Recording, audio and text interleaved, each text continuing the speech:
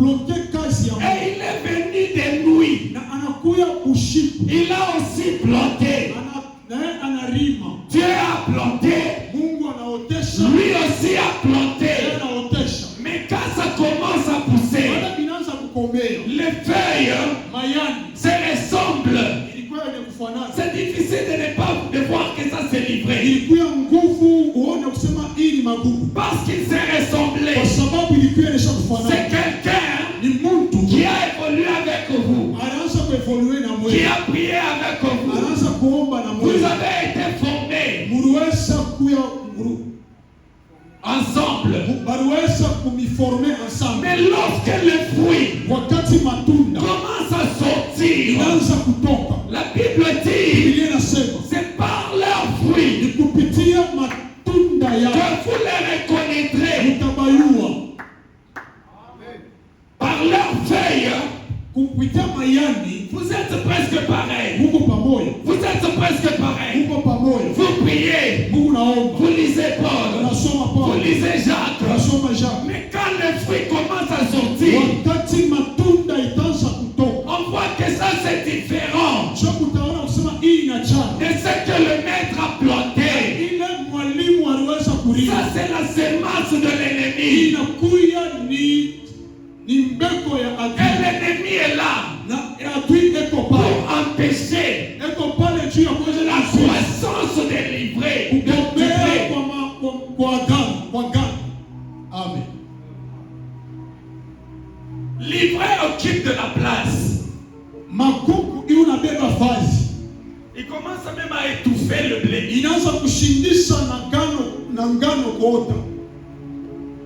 Ce sont des gens qui sont là. Ils ne partent pas. Ils ne partent pas. Mais il fait partir les autres. Il n'évolue pas. Mais il empêche les autres d'évoluer. C'est ça livré. Mais vous, de quelle nature êtes-vous?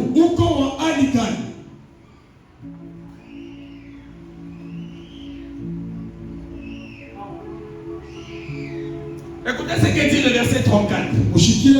Verset 34. 41. Le Fils de l'homme enverra, ok. Le Fils de l'homme enverra ses anges qui arracheront de son royaume tous les scandales et ceux qui commettent l'iniquité. Le Fils de l'homme enverra ses anges pour enlever,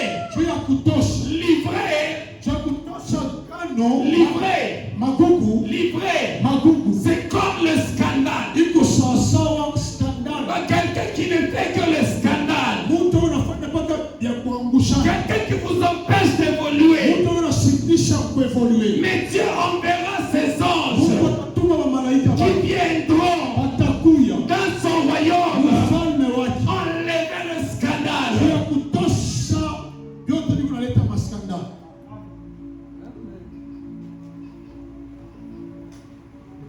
De quelle nature es-tu?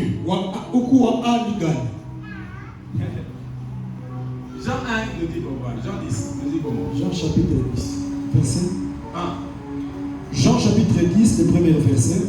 En vérité, je vous l'ai dit.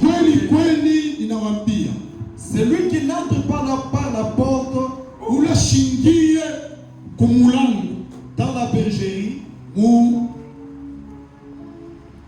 mais qui monte par ailleurs,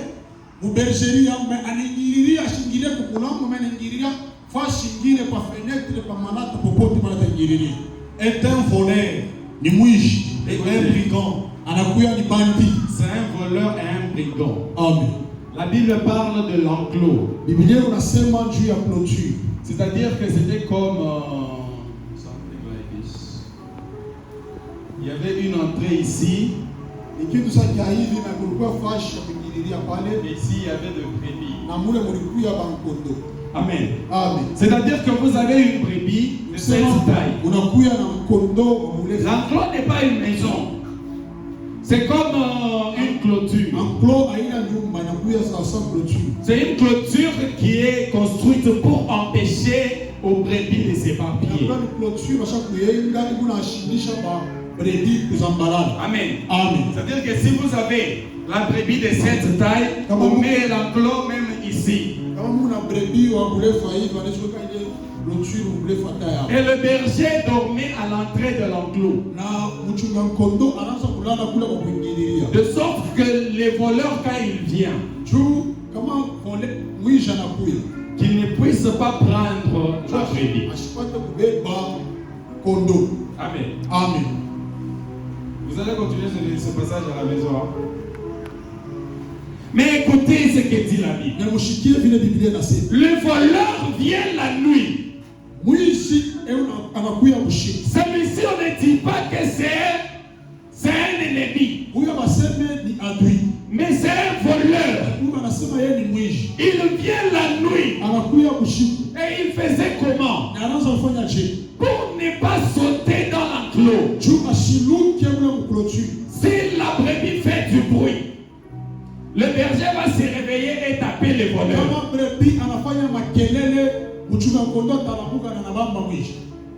Mais il faisait comment? La nuit, il venait avec de la nourriture.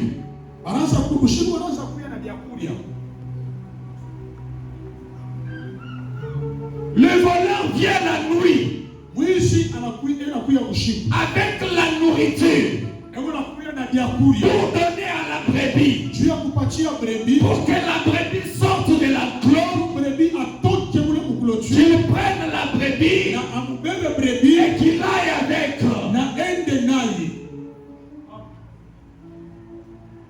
Bien-aimé, lorsque c'est la nuit dans ta vie, le voleur vient avec la nourriture pour te donner, afin que tu quittes l'enclos de Dieu.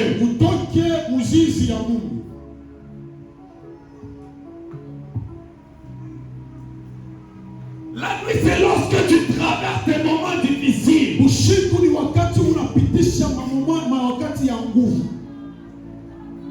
Lorsque rien ne va dans ta vie. Lorsque les choses sont compliquées. La nuit, il n'y a plus d'espoir. La nuit, tu pleures. Bien-aimé, nous traversons tous la nuit. Et nous sommes aussi dans la nuit. Et le voleur vient aussi nous tenter.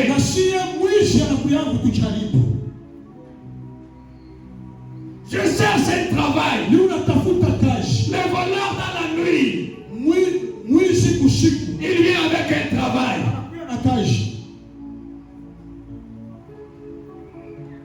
Je cherche la guérison. Le voleur dans la nuit, il vient avec la guérison.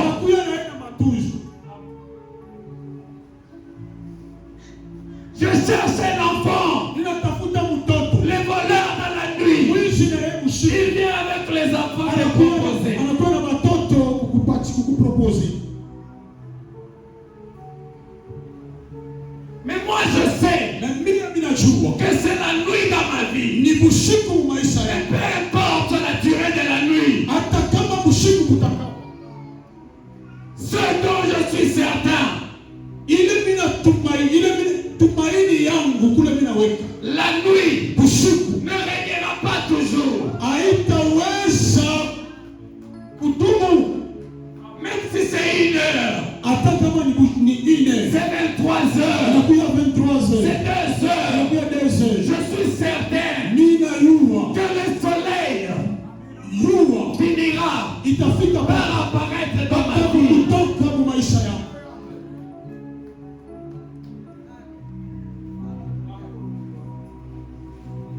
Il nous arrive tous de venir ici, on prêche. Et tu rentres à la maison la nuit. unarudia kushiku Tu kunyumba, commences à prier. unaanza kuomba, Tu pleures même. unalia na kulia. Seigneur, pourquoi? Bwana, njuu ya nini? Pourquoi ça traîne? Binakawa. Pourquoi ça traîne? Njuu ya nini binakawa? C'est la nuit dans ta Ni vie. bushiku mu maisha. Le voleur vient aussi la nuit. Mwishi na yeye anakuyaka mpaka Il bushiku. vient dans la nuit. Anakuya mu bushiku. Quand tu es en train de pleurer, Wakati unalia, quand tu verses les larmes, tunaangusha macho. quand tu es brisé, Wakati mwana tu kuvuja. dis Seigneur, Unasema Bwana, jusqu'à quand? kufikia wakati gani? Jusqu'à quand? Kufika wakati gani? Jusqu'à quand? Kufika wakati Je gani? vais pleurer. Nitaanza kulia. Jusqu'à quand? Kufika wakati Je gani? vais souffrir. Nitateswa. Je suis fatigué. Nisha kuchoka.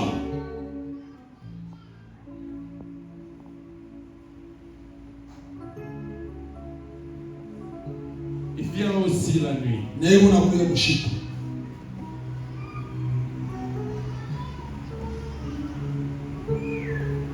Faites attention aux gens qui vous aident que lorsque vous êtes désespéré.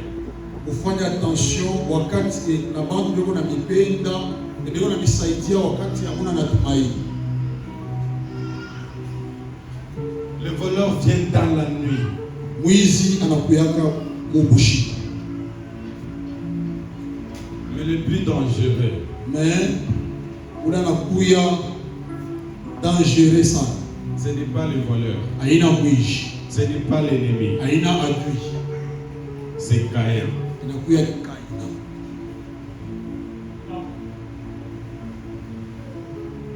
Même si c'est la nuit, Hata kama ni bushiku, garde la foi. chunga imani. Une fois, j'avais posé la question à la sœur Joël. Siku moja namuuliza Sir Joel, Vous êtes toujours en train de sourire.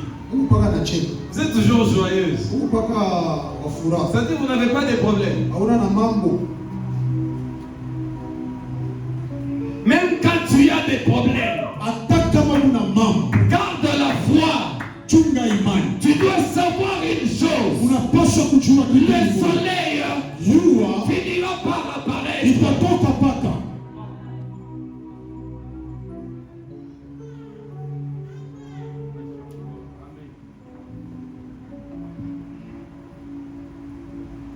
Caïn, c'est le frère d'Abel. Kaina ndugu yake Abel. Le grand frère Ni d'Abel. mkubwa yake ya Abel. Le fils aîné d'Adam et Ève. Mtoto wa kwanza wa Adam na Eve. Caïn, Kaina c'est son frère. ni ndugu yake. Ils ont le même ADN. Beko na ADN moya. Ils ont le même père. Beko na baba moya. Ils ont la même mère. Beko na mama moya. La même maison. Beko na nyumba moya. Mais deux natures différentes. Mais bantu beko na mahali mbili ya kuachana. Même parents. Beko na baba, beko na mzazi moya. Mais deux natures différentes. Beko na mahali mbili ya kuachana.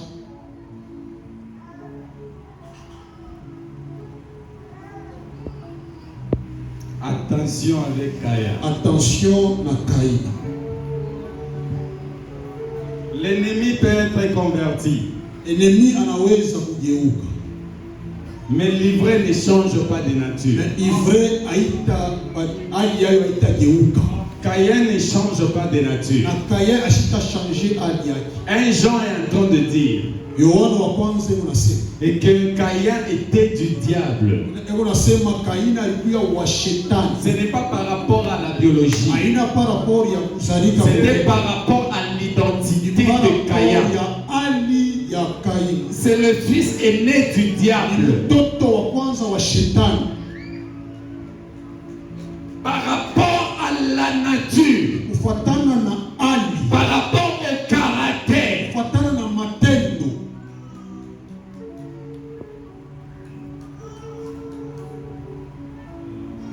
l'homme est X, la femme est Y. C'est ça? Et j'ai... Ah, ok. C'est l'homme Y. Hein? L'homme est Y, la femme est X. L'homme donne un caractère. Les deux peuvent avoir des caractères. Parmi eux deux, l'un peut avoir le caractère dominant. Et celui-ci peut avoir le caractère récessif.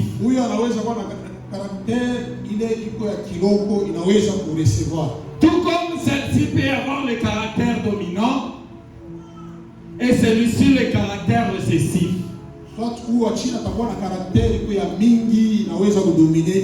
C'est-à-dire que lorsque l'enfant va naître, si le père a un caractère dominant, et c'est-à-dire que l'enfant qui va naître va ressembler au père, même les habitudes, même la façon d'être, il va ressembler au père, parce que le caractère du père est dominant. Mais si le caractère du père est récessif,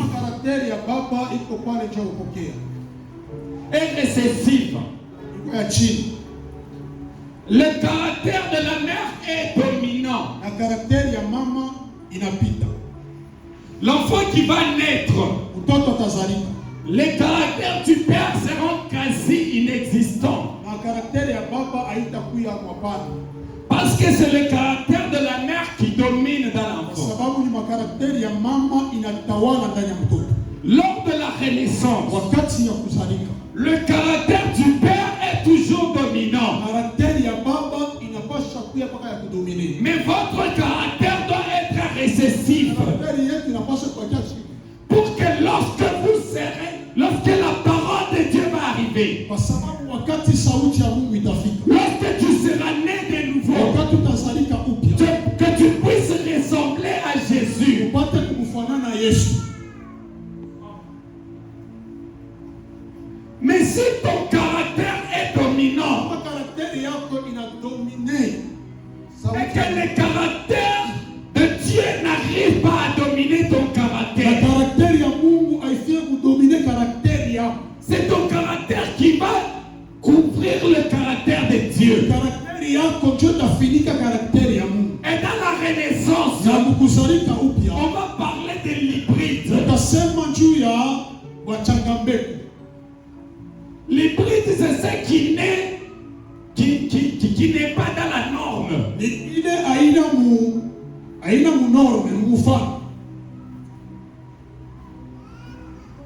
Est-ce que vous savez qu'on fabrique la viande dans des laboratoires? Pastèque, banane dans des laboratoires. C'est ça l'hybride. Caïn est du diable comment? Parce que le caractère de Dieu était récessif dans Caïn. Et le caractère du diable était dominant. Amen. C'est comme ça que le Caïn est du diable. Toi aussi, lorsque tu es né de nouveau, tu dois mourir. Quand tu meurs, la parole de Dieu vient te féconder.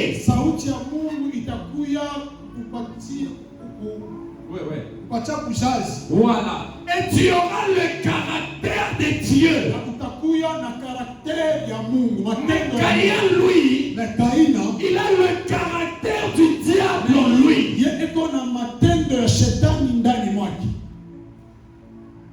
C'est le frère d'Abel. La première action de Caïn, c'est de tuer. La première nature de Caïn, c'est de tuer. Il vient pour tuer.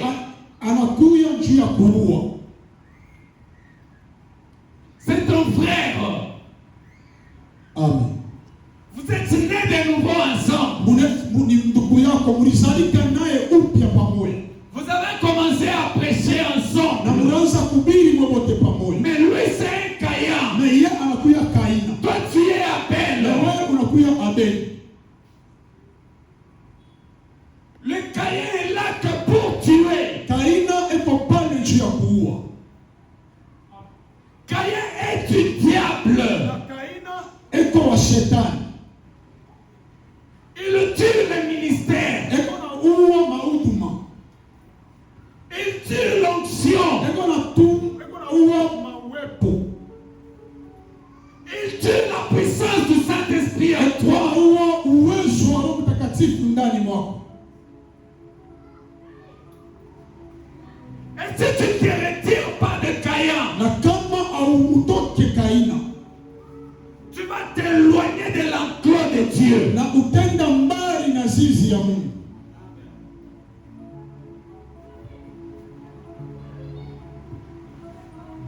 Caïn ne veut que te tuer. Kaina eko napenda tu akuue paka. Il est là, il ne part pas. Eko pale ashende hapana. Mais c'est lui qui fait partir les autres. Yencho unafanya ke bengine bende. La nature du diable. Inakuya ni hali ya shetani. De quelle nature es-tu? Unakuya wa hali gani? Un homme a été tabassé par les brigands. Mtu mmoja walimupika kubabandi. Le premier homme est passé sacrificateur. Mtu wa kwanza alipita ilikuwa ni mkuhani. Il ne pouvait pas aider cet homme. Asikuwezi kusaidia ule mtu. Et cet homme, c'est toi. Na ule mtu ni wewe. Le sacrificateur ne pouvait pas t'aider. Na mkuhani asikuweza kukusaidia. Parce que lui-même offrait le sacrifice pour ses propres péchés. Yeye mwenyewe anaanza kutoa sadaka juu ya mazambi yake. Un homme ne peut pas te sauver. Mtu asitaweza kukuokoa. La deuxième personne, c'est un lévite. Na mtu wa pili ilikuwa Mulawi. Il est venu, il est passé. Alikuya na napita. Il ne peut pas te sauver. Asitaweza kukusaidia Mulawi.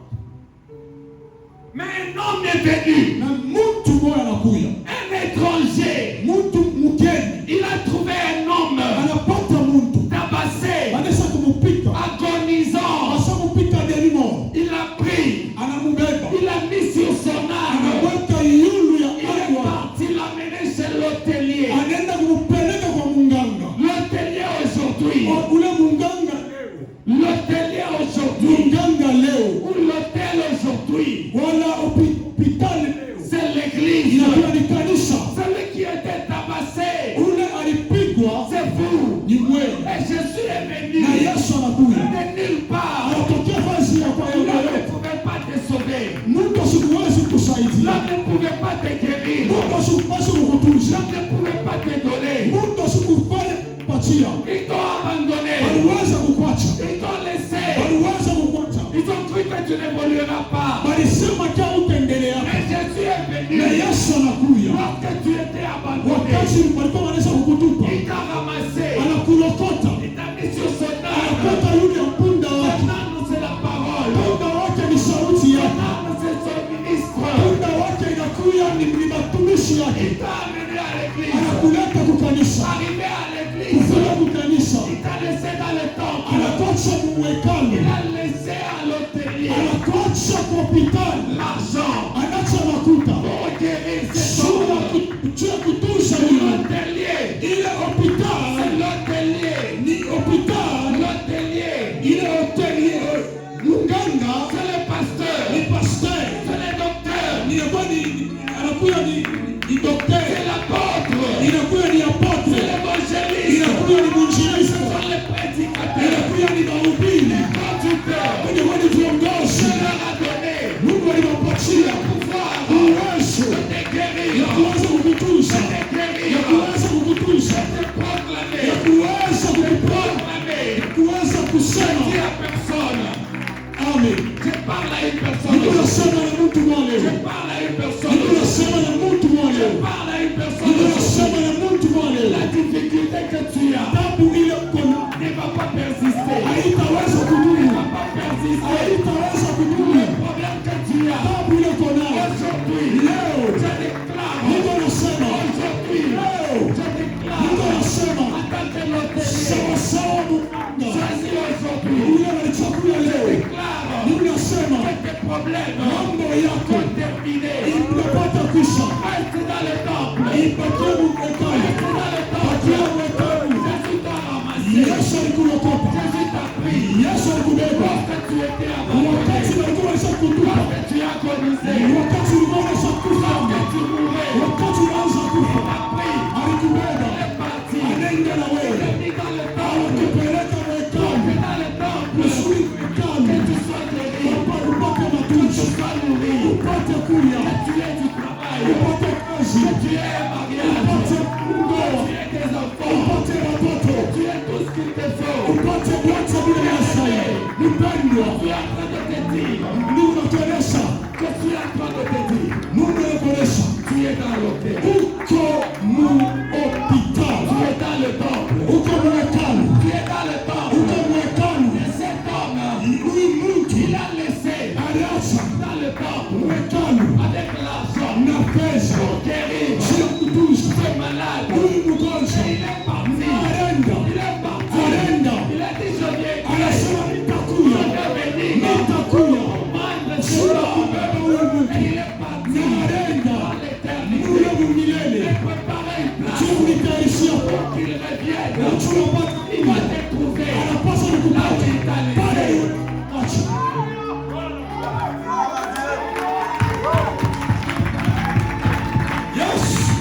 Gloire à Jésus. Alléluia. Yesu ni mwema. Gloire à toi Seigneur Jésus. Amen. Gloire à Dieu. Où es-tu? Amen. Uko fazi gani? Est-ce que tu es là où on t'a laissé? Uko pale waliweza kukuacha?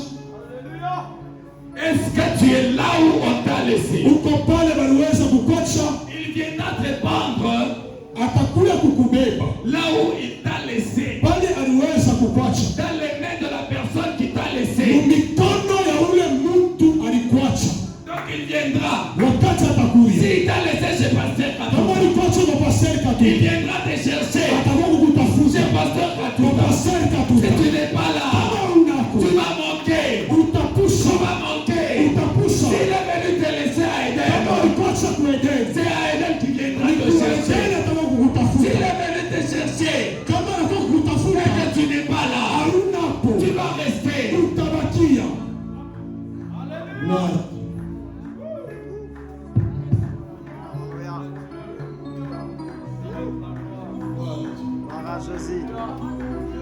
Alléluia. Reste là où Dieu t'a laissé. Bakia pale Mungu aliweza kukuacha.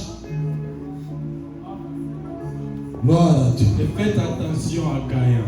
Na ukebe yangi na Kaina. Lui, il est là que pour te tuer. Eko pale njia kukuua. Gloire à Dieu. David malade. David mgonjwa.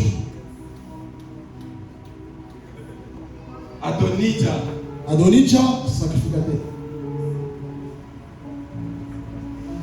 Non, Adonija le fils. Amen. Le petit frère d'Absalom. Munduku yake Absalom. Gloire à Dieu.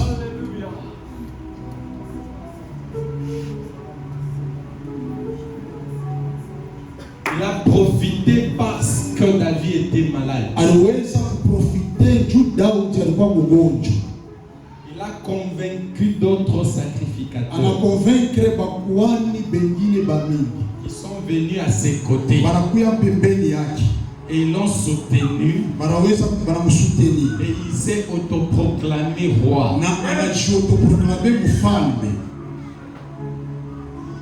Parce que David était malade. Kwa sababu Daudi alikuwa mgonjwa.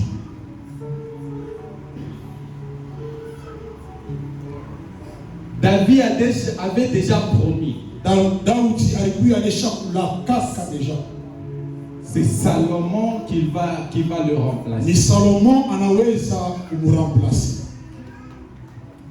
Mais Adonija Lui, il s'autoproclame. Ye anajiweka. Il a commencé à régner Na anaanza kutawala. avec les Anaanza sacrificateurs. kutawala na bakuhani. Mais ce ne sont pas tous les sacrificateurs qui sont corrompus. Aina bakuhani bote baliweza kubalabisha. Il y avait un Kulikuya mmoja qu'on appelait Nathan. banaanza kumwita Nathan. Il a appelé la mère de Salomon. Anamwita Bathsheba. Va voir Wende kao le roi. mfalme. Quand tu seras en train de parler, Wakati utaanza kusema je viendrai. mitakuya. Je vais ajouter sur ce que tu dis. Mitaongeza pabile utaanza kusema. Au moment où Adonija régnait, Wakati Adonija anaanza kuriti, anaanza kutawala, Bathsheba était à genoux, Bathsheba anaisha kupika magoti, en train de prier pour son fils. eko naomba juu ya mtoto yake.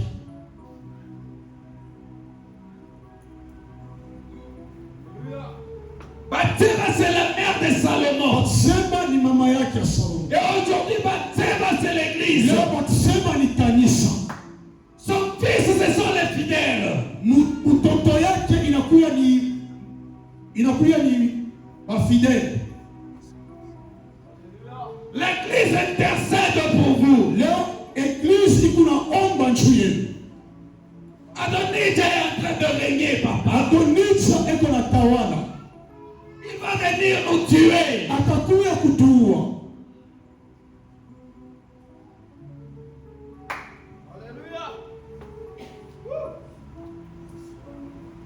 Peu importe la domination du diable. Hata kama utawala wa shetani inakuya yulu. Mais quand David prononce un seul mot, Kama Daudi anasema tu neno moja, c'est tout le règne du diable qui s'effondre. ni utawala wote wa shetani iko naweza kusunguluka wala kupomoka. Si Adonija règne, Kama Adonija iko naweza kutawala, Laisse-le régner. mwacha apate kutawala. Adonija, c'est le petit frère d'Absalom. Adonija ni mloko yake ya Absalom. Et ils sont réputés pour être des bogards. Na beko repite juu ya kuya naume bali bazuri.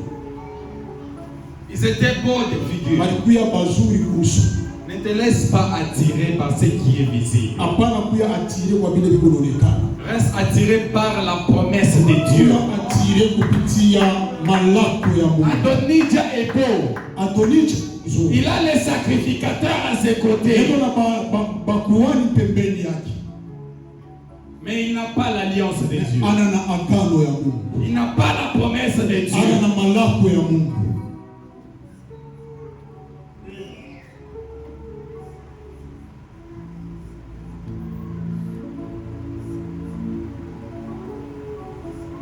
Que Dieu nous bénisse. Amen.